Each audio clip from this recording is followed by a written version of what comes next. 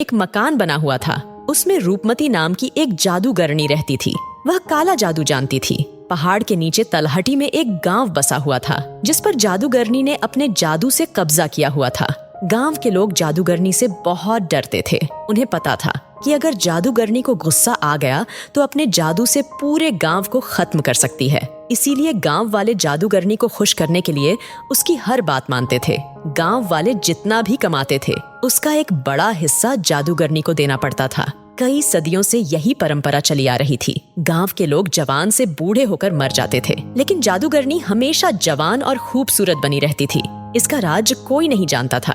इसी गांव के एक घर में रमेश नाम का एक बच्चा रहता था।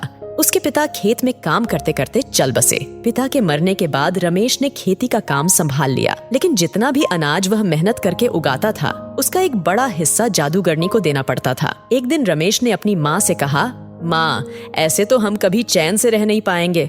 इस जादूगरनी के कारण मेरे पिता की मृत्यु हो गई और अब मैं भी इसकी गुलामी कर रहा हूँ।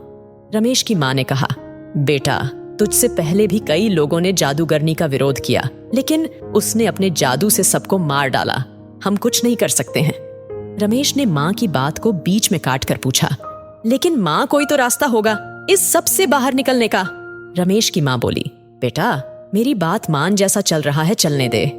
रमेश उस समय तो चुप हो जाता है, लेकिन उसके मन में जादूगरनी से गांव वालों को छुटकारा दिलाने की बात घर कर गई।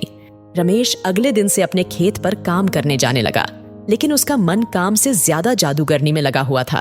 दोपहर को रमेश एक पेड़ के नीचे खाना खाने बैठा।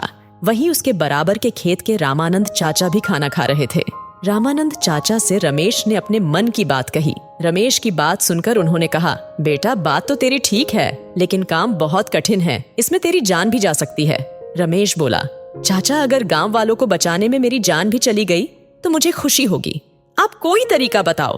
तब रामानंद चाचा ने कहा, आज से कई साल पहले गांव में एक किसान ने जादूगरनी को मारने की कोशिश की थी, लेकिन जादूगरनी को पता लग गया।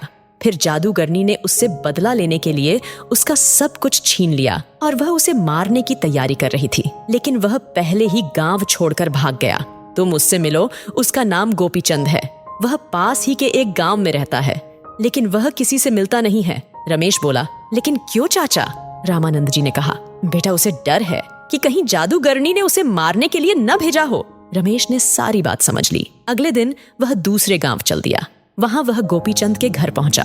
बहुत विश्वास दिलाने के बाद गोपीचंद ने रमेश से बात की। गोपीचंद ने कहा, मैंने एक बार रात को जादूगरनी के महल में जाकर उसका गला दबाया था, जिससे वह सोते सोते मर जाए, लेकिन वह मरी नहीं, क्योंकि उसने अपने प्राण एक तोते में रख रखे हैं। रमेश को बहुत आश्चर्य हुआ। उसने पूछा, लेकिन ऐसा क्यों चाचा? गोपीचंद ने आगे बताना शुरू किया। बात यह है कि जादूगरनी हमेशा जवान और खूबसूरत बने रहना चाहती है, लेकिन उसका जादू अपने ऊपर नहीं चलता। इसलिए उसने उस तोते को पाल रखा है, उसे जादू से जवान बना रखा है।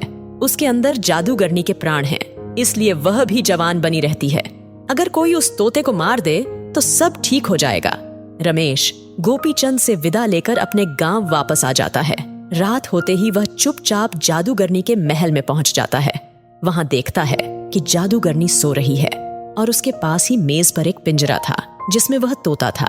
रमेश तोते को हरी मिर्च खाने को देता है। तोता बहुत खुश हो जाता है। फिर रमेश उससे कहता है, तुम कब तक इस पिंजरे में रहोगे? तुम चाहो तो मैं तुम्हें आजाद कर सकता हूँ। तोता बोला, मुझे कोई भी इस कैद से बाहर नहीं निकाल सकता। रमेश बोला, कोई तो रास्ता होगा। तोते ने कहा, अगर कोई मुझे मार दे तो मैं आजाद हो सकता हूँ। मैं मर गया तो जादूगरनी की जान चली जाएगी। उसकी जान जाते ही मैं दोबारा जिंदा हो जाऊंगा, क्योंकि मेरे अंदर 2 जान हैं। रमेश ने पूछा, लेकिन तुम्हें कैसे मारा जाए जिससे तुम्हें तकलीफ न हो? तोते ने कहा, तुम किसी तरह इस कमरे में धुआं भर दो, दम घुटने से मैं मर जाऊंगा।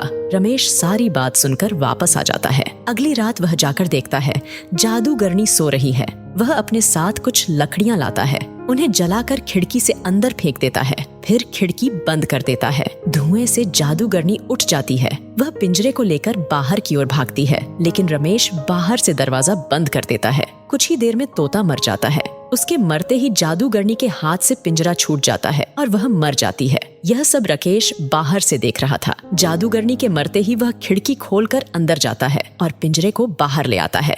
कुछ ही देर में तोता जिंदा हो जाता है। इस तरह रमेश की हिम्मत और सूझबूझ से गांव वालों को जादूगरनी से छुट्टी मिल जाती है।